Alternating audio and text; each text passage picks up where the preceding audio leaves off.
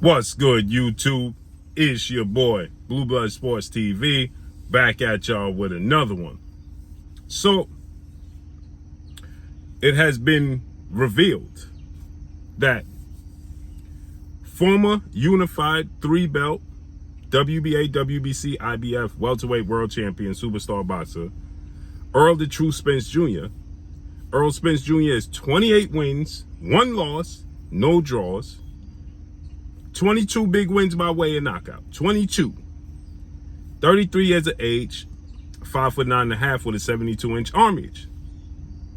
With that said, Errol Spence suffered the first and the most devastating setback of his career. July 29th, Las Vegas, Nevada, T-Mobile Arena, when he took on and lost to undefeated 3-division world champion, former junior welterweight undisputed world champion, currently the reigning undisputed welterweight world champion, who is widely acknowledged and recognized as the #1 best pound-for-pound fighter in the world. The pound-for-pound king, Terence Bud Crawford. Terence Bud Crawford is now 40 wins, no losses, no draws, 31 big wins by way of knockout, 35 years of age, 5'8" with a 74-inch arm reach. Now, Terence Crawford will be 36 years of age, September 28th. With that said, this fight was the most anticipated fight in the last decade, the last 10 years. And on paper, it was seen to be, if there ever were one, a competitive fight, 50-50 fight on paper in the last 40 years. 40 years. Since September 16, 1981, when Thomas the Hitman Hearns and Sugar Ray Leonard fought each other for undisputed in a 2 welterweight undisputed showdown where there was only 2 belts on the line, WBA and WBC. That fight took place on a Wednesday, might I add. Nonetheless, the fight itself, it just didn't live up to the expectations as far as competitive-wise in the ring. Now, as far as the event itself, it lived up to the billing. As far as competitive in the ring, it did not. Errol Spence ended up getting dominated in the fight. Ironically enough, Errol Spence said this is going to be a one-sided beating, and it was, just not on the part of him. It was just at his expense, right? Terence Crawford drops him in the 2nd round twice, in the 7th round, stops him in the 9th round. Wins the fight. In the negotiations, heading into this fight, they had an agreement, people. They had an agreement. They had an understanding. They had it in writing, in black and white, that the loser has 30 working business days to activate the rematch clause, and the winner has the opportunity to choose what weight class it takes place, the rematch in, and he's going to receive a bigger share of the purse, a bigger percentage, right? Okay. Errol Spence activates the rematch clause,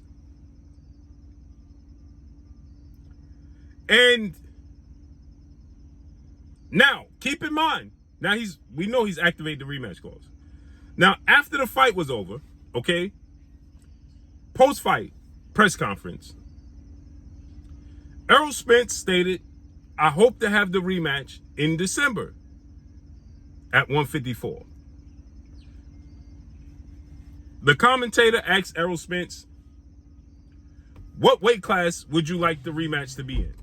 To which Errol Spence responded, and Errol Spence stated, I hope to have the rematch at 154 pounds.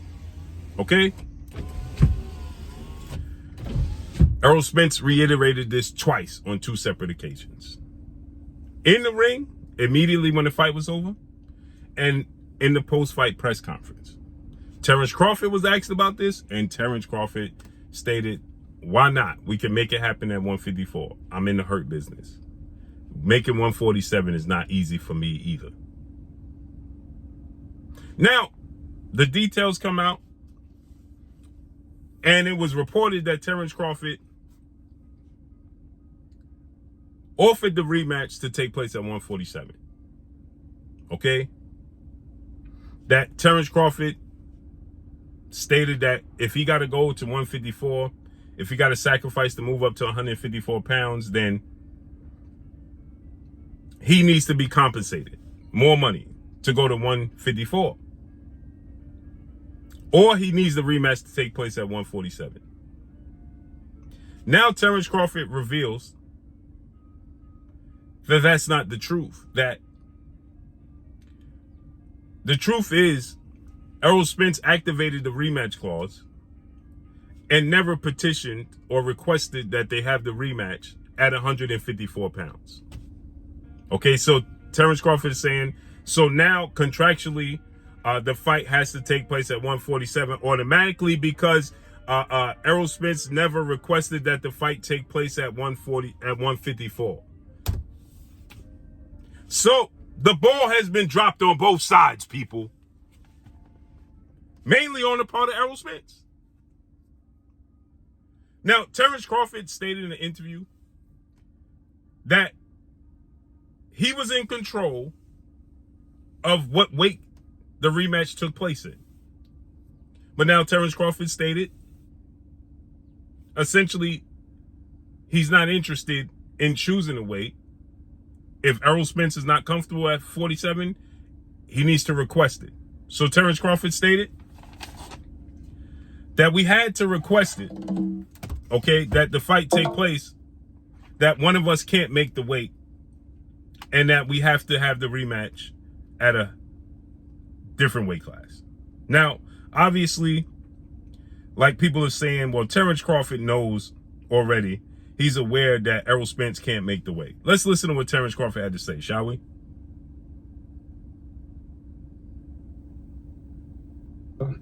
The fight that should supposed to happen. Well, yeah, he exercises rematch, and that's the fight that should supposed to happen next. So we shall see, how negotiations go and how everything go. We posted a fight in December, and yeah, I'm back in training. Well, the contract states that either one or the other got to notify, in writing that he no longer can make the weight. If not, then the fight will be at 47. So the contract states that it have to go at 47 since neither I or Errol notified each other stating that we couldn't make the weight anymore. So he said that Errol Spence never requested the fight to take place at 154. Errol Spence dropped the ball. And is Terence Crawford playing politics? Yes. Is he well in his right to play politics? Yes. Is he worrying about fighting at 54 or 47? No. He's going along with it.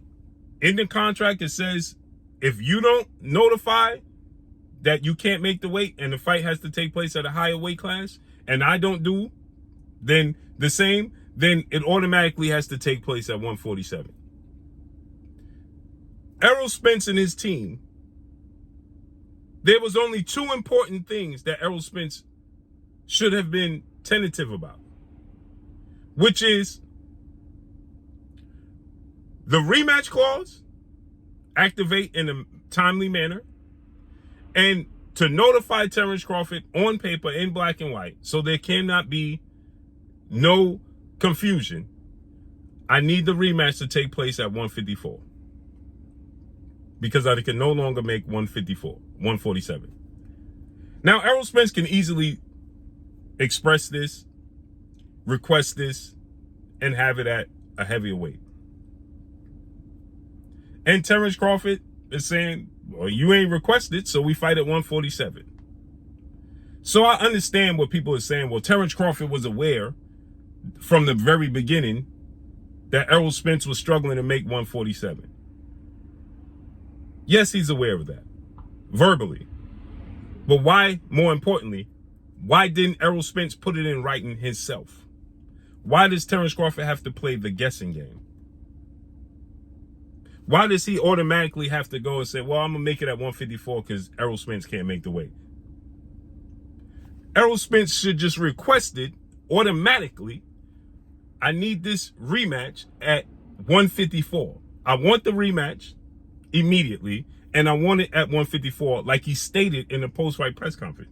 If you continue to state that, like he said, when they asked Errol, do you think it's going to be at 54 or 47? Can you do 47 if he needs it at 47? He said, that's something I got to talk to my team about. So clearly you knew and you was aware that you did not want to do the fight at 47. And it's a struggle. So why, oh why, wouldn't Errol Spence be, that should be the two most important things in the contract. You already know you're not getting a bigger share of the pie. A bigger split is the purse. You already know all of these things. So why wouldn't Errol Spence? I know everybody wants to blame it on Terence Crawford and say Terence Crawford is playing politics. He's being very, very literal. But the facts remain that Errol Spence did not request to fight at 154, according to Terence Crawford. So we are placing blame on Terence Crawford, saying, well, you knew it was automatic. So you should demand that the fight take place. Well, if Terence Crawford said it's not easy for him to make 147, he never said he couldn't make 147. So why does Terence Crawford automatically have to take that stance? No. Errol Spence dropped the ball because he didn't put in the request to make it abundantly clear what he wanted to happen in the rematch. That's on Errol Spence. That's on Errol Spence. Because if he requests this and demands it, and then Terence Crawford turns it down, that's a whole nother conversation. But if he never requested that the fight take place at 154, but you requested the rematch, then that's on Errol Spence. And has anybody stopped to think that maybe, oh maybe, Errol Spence's whole motto is strap season, to pick up the belts? So if Errol Spence didn't achieve what he set out to achieve, which was become undisputed, he came up short. Has it ever dawned on anybody that maybe Errol Spence has come into the mindset that I came up short, I set a goal to be undisputed and I didn't achieve that. Maybe I need to run it back to achieve that. And maybe he don't have plans. Maybe he's saying, I'm going to commit to strength and condition. I'm going to commit to a more stringent diet. I'm going to be more assertive. And then I'm going to attempt to get my belts back. Attempt to do what I set out to do from the very beginning, which was strap season, collect all the belts, then move up to 54. We are automatically assuming that Errol Spence is at the mindset that he can't make the weight, he ain't doing it. Now, I know he registers now at a junior middleweight. He changed his profile immediately to junior middleweight, 154 pounder. One loss in former unified champion. I know he immediately did that. He addressed the elephant in the room. He's addressing it head on. But again, and he's number 3 in the WBC rankings at junior middleweight, 154. But does anybody stop to think that maybe Errol Spence is of the mindset that I need to go and do this again at 47 to attempt to get those belts? Because if I rematch Terence Crawford at 54, there is no belts on the line. Now it's just about pride. Maybe Errol Spence wants to collect the hardware. I'm hard pressed to see that Errol Spence was this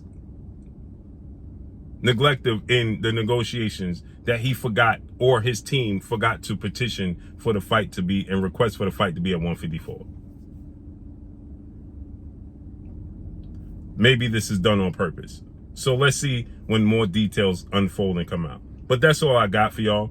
Make sure you hit the like button. Drop a comment in the comment section. Let me know what y'all think. Y'all already know what it is. It's your boy Blue, Blue Blood Sports TV. Hate, like, comment, and subscribe. You haven't subscribed, hit the subscribe button, hit the like button, hit the bell icon to get all the new notifications. Follow me on Instagram at Blue Blood Sports TV, all one word. So all I got for y'all is your boy Blue signing off. I'm gone. Peace.